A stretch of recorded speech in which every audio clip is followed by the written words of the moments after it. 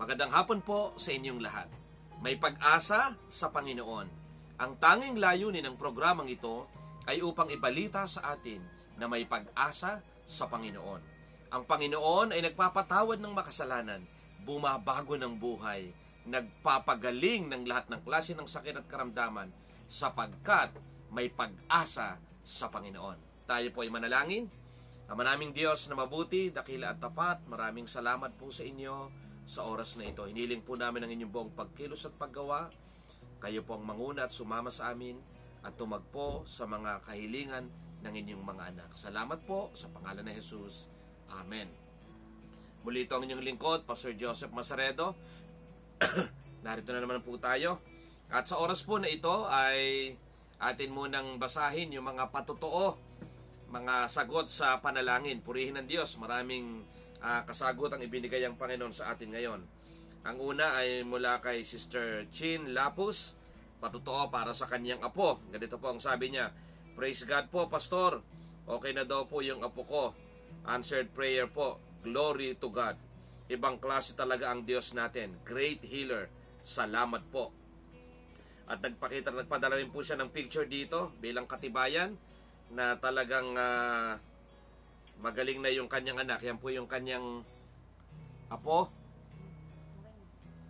At pagkatapos, ito na po siya ngayon. Kita po ba ninyo? Praise God! Purihin ng Panginoon. Ang Diyos ay napakabuti. Purihin ng Diyos. Narito pa ang isang patotoo. Pastor, maraming salamat po mula kay Sister Isabel Raimundo. Pastor, maraming salamat po sa prayer. Sa Diyos ang papuri. Hindi na daw po masakit ang balakang ni inay at hindi na din daw po paga ang dalawang tuhod niya. Nakakautay na daw po siya lumakad. Salamat sa Panginoon at salamat din ho sa mga panalangin nating mga kapatiran. Answered prayer ho tayo. Glory to God. God bless you. Purihin ang pangalan ng Panginoon. Narito pa po ang isang patotoo. Ganito po ang sabi. Ito ay mula kay Sister Tess de los Santos. Good PM po, Pastor Joseph. Ako si Tess na pinag-pray nyo kahapon na nahihilo. Salamat po sa Panginoon. Di na po ako nahihilo ngayon. Salamat sa Diyos ang kapurihan. Mula kay Sister Alice Manyo Naagas, ang sabi niya ay ganito. Gusto ko pong magpasalamat una po sa Panginoon sa kagalingan na ibinigay po ng Diyos sa akin. Malakas na po ang aking katawan at di na po ako nilalagnat at sinisipon. Marami pong salamat sa prayer. God bless po. Purihin ang pangalan ng Panginoon. Nakakatuwa ang Diyos. Nakakatuwa rin yung baby na yan. Pagpalain ng Panginoon yan. Si Eloisa Claire Aquino. Ang panalangin natin para sa kanya ay patuloy siyang bigyan ng Panginoon kalusugan at kalakasan. Lumaking may pagkatakot sa Panginoon. Purihin ang ating Panginoon. Mamaya marami rin po tayong ipagpe-pray. Pero ngayon po tayo muna ay magbasa ng salita ng Diyos at ating tingnan kung paano patuloy na gumagawa ng himala ang ating Panginoong Hesus. Sabi po dito sa Marcos sa Kapitulo 7, ang talata po ay 31. Akin pong babasahin. Ganito po ang sabi sa Marcos 7:31. Pagbalik ni Jesus mula sa lupain ng Tiro, dumaan siya sa Sidon at nagtuloy sa lawa ng Galilea. Matapos tahakin ang lupain ng Decapolis, dinala sa kanya ang isang lalaking bingi at utal. Ipinamanhik nila na ipatong sa taong ito ang kanyang kamay. Iniliyo muna siya ni Jesus sa karamihan at isinuot ang kanyang mga daliri sa mga tenga nito. Pagkatapos lumura at hinipo ang dila nito. Tumingala si Jesus sa langit at nagbuntong hininga. At sinabi sa tao, Ephata, ibig sabihin mabuksan, at nakarinig ito na wala ang pagkautal at nakapagsalita na ng malinaw. Purihin ang pangalan ng Panginoon sa kanyang mga salita. Dito po ay merong isang inilapit sa Panginoon at hinihiling nila na ipatong ng Panginoon ang kanyang kamay dito sa bingi at saka utal. Ibig sabihin nakakasalita rin pero yung bang hindi maganda. Pero hindi siya nakakarinig. Ngayon, ano ang ginawa ng Panginoon? Ang sabi ng Panginoon dito, inilayo muna siya doon sa karamihan At pagkatapos, inilagay ng Panginoon yung kanyang daliri sa tenga. Dumura ang Panginoon sa kanyang daliri sa daliri at pagkatapos, hinipo yung dila nitong tao na ito. Kung papansinin po natin, inilayo siya. Bakit kaya?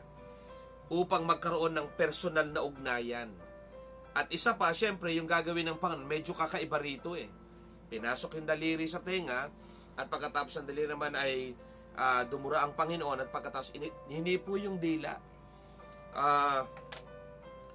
Hinipo yung dila nung utal. At pagkatapos, sabi diyan, napabuntong hininga ang ating Panginoon. Sabi, nagbuntong hininga. At sinabi sa tao, Ephata. Ibig sabihin po ng Ephata, mabuksan. Dito mapapansin niyo yung damdamin ng Panginoon. Kasi alam niyo, ang taong ito ay mahirap ang sitwasyon. Bingi na, utal pa. Hindi siya nakakarinig, nagsasalita siya, pero hindi niya narinig nagsasalita niya, pero utal, di rin maiintindihan. Lumapit talaga sa kanya ang Panginoon, inilayo siya ng Panginoon sa karamihan, at saka biglang pinansin ng Panginoon. Nilagay ng Panginoon kanyang daliri sa tenga, at hinipo pati yung dila.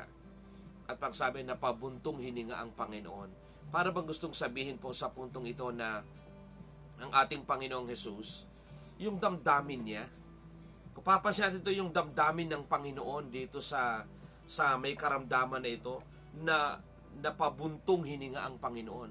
Yung matinding damdamin ng Panginoon. At pagkatapos saka siya nagsalita, Ephata! Ibig sabihin, mabuksan. Napabuntong para bang, Ephata! Merong yung damdamin ng Panginoon. Talagang nakikisimpatya siya sa taong ito. Kasi alam nyo, minsan pagka ikaw ay bingi na, utal pa, pag naririnig ka ng tao, intentional man o hindi, minsan yung iba natatawa sa iyo eh. Pero dito mapapansin natin ng Panginoon, talagang yung buong atensyon, yung damdamin ng Panginoon. Bakit? Hirap ng kalagayan ng taong ito. Bingi na nga, hindi na nga niya naririnig yung sinasabi niya, utal pa. At dito, nilagay ng Panginoon kanyang daliri sa tenga, at pagkatapos nilagay rin ng Panginoon hindi po yung kanyang dila, at saka sinabi ng Panginoon, babuksan. At ano nangyari?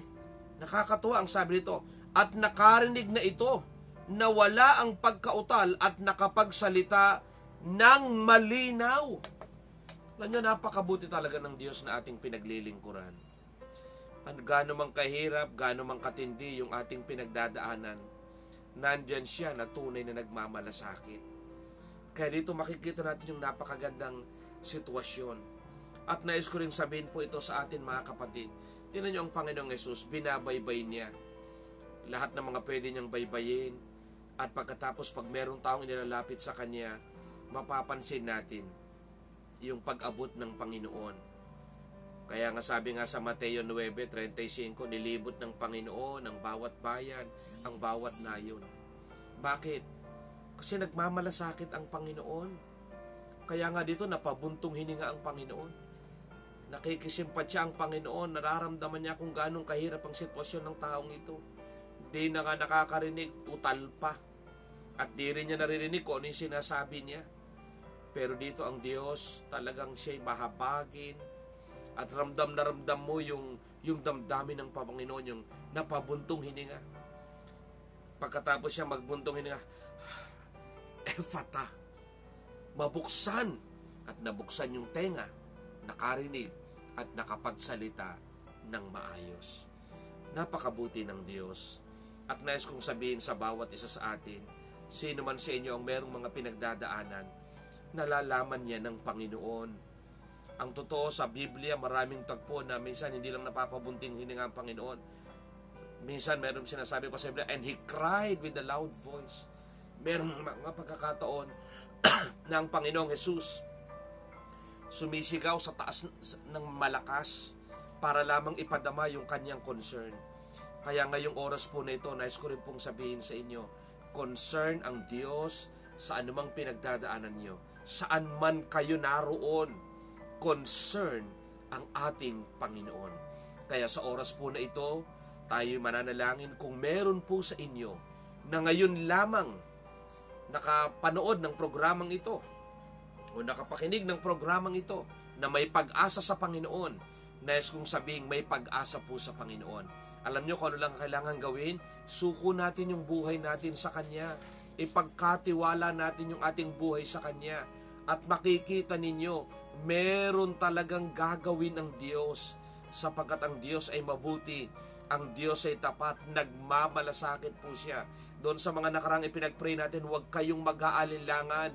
Basta't manatili kayong magtiwala sa Panginoon. Kagaya nung binanggit ko sa inyo na dating ipinapanalangin dito, na yung sanggol na isinilang walang itim yung mata.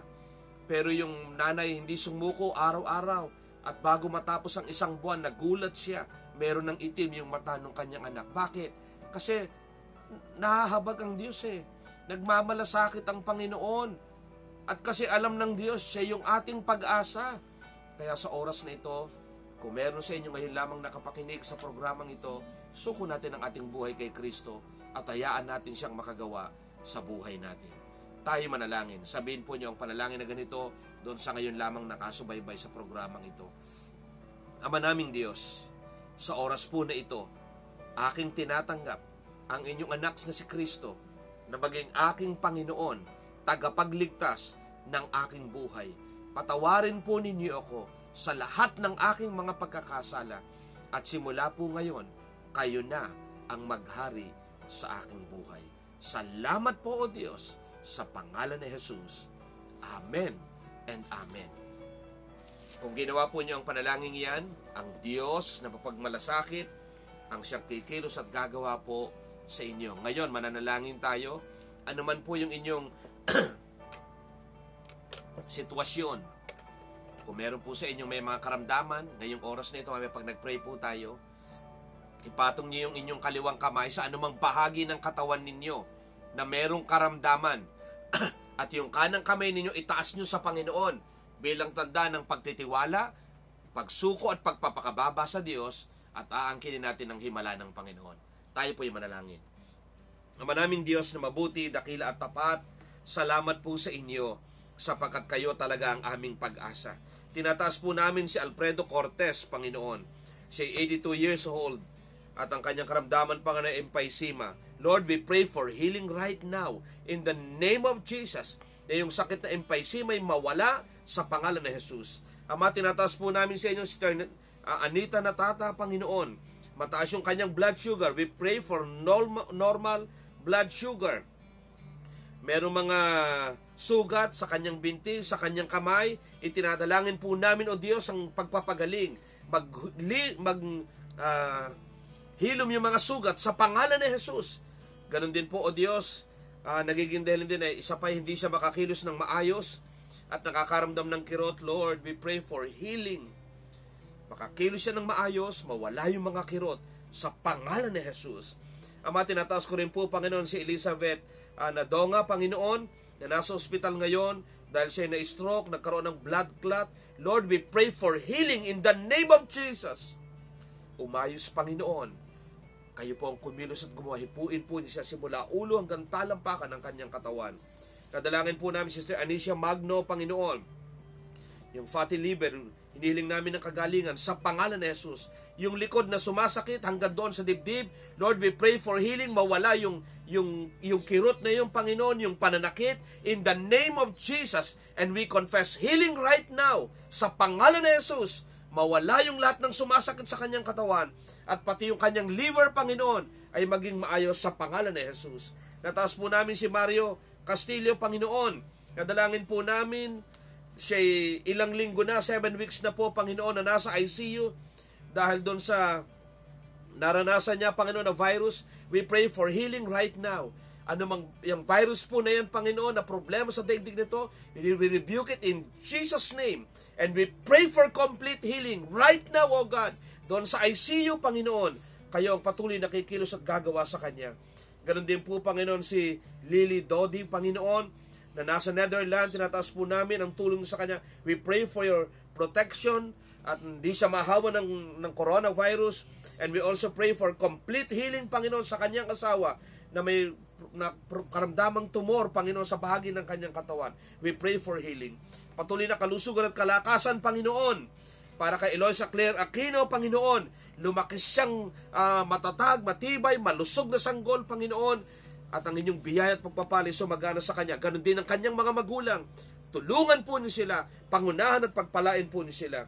Nataas po namin si Lee Carol, Panginoon, at dialysis patient. Lord, kayo po ang kumilos sa kanyang kidney. Alam namin wala pa rin imposible sa inyo. Si Lydia Coral, Panginoon, yung asawa po ni Lee Coral, Panginoon, nadalangin namin, nagkaroon siya ng blood clot. We pray for healing right now sa pagkakay Diyos na mabuti.